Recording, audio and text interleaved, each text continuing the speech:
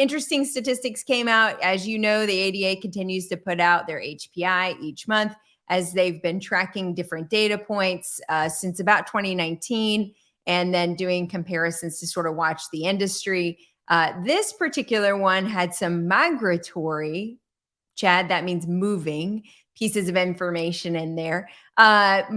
Most importantly, it showed the movement of dentists over the last 3 years. So it tracked dentists from 2019 to 2022.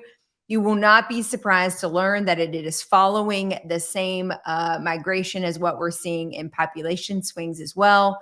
So we saw the greatest increase of dentists moving into Florida, followed by Arizona and North Carolina. Those were full, like real numbers. So the number of dentists.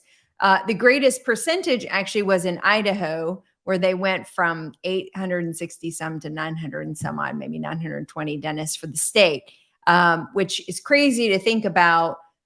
They have that many, and North Carolina has around 5,200. So definitely seeing the population shift even in Idaho, where folks are moving into that state, and the licensing population is increasing as well.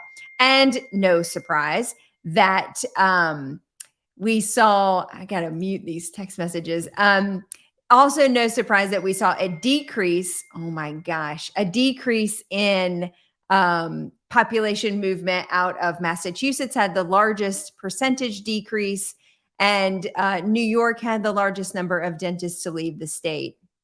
So that's pretty consistent with what we're seeing with migratory patterns of people in general moving out of New England area and moving into a lot of the southern, southwestern, and southeastern states.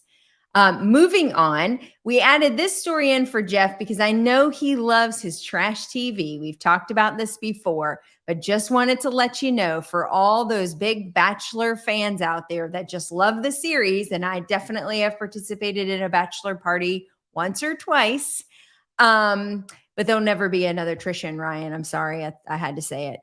Anyway, the new series of Bachelor is a Golden Bachelor, which means that the women that they are bringing on the show fall between the ages of 60 and 75. You'll be happy to know there will be a dental hygienist who will be joining the League of 21 Women. Peggy, with an unknown last name at this time, 69, from East Haven, Connecticut.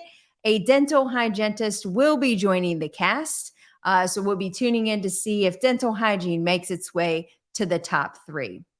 Another big announcement that came out of Align last week is one of their press releases. They acquired a 3D printing company called Cubicure, for $84.5 million. What I did not know was that Align is one of the largest 3D printing companies in the world. And so it only seems to make sense that they would be aligning themselves with a large 3D printing company. Where this will take them, with their thermal technologies and moving maybe more in the 3D printing arena. Who knows? I think they have a lot of opportunity here, but that was a big change in alignment for vertical integration for Align last week. Lastly, I wanted to make note that the EU, which has been pretty restrictive on amalgam use, and they definitely have come out pretty strong with some strong language to eliminate the use of amalgam in dental practices. They had a target date of 2028. They have now moved that up to 2025. So it is their intent to eliminate the use of amalgam across the EU countries as of January 1 of 2025. So why is this important? Well, certainly as EU goes, the regulatory agencies in the US will watch those things pretty closely. A lot of the policies are already being based on other policies that came out of other countries and areas that sort of has sparked this debate on amalgam. So it'll be interesting to see if this movement or change in the EU has any impact on the regulatory use of amalgam in patients here in the US. We'll keep you posted if we see anything new. And with that, that's the news.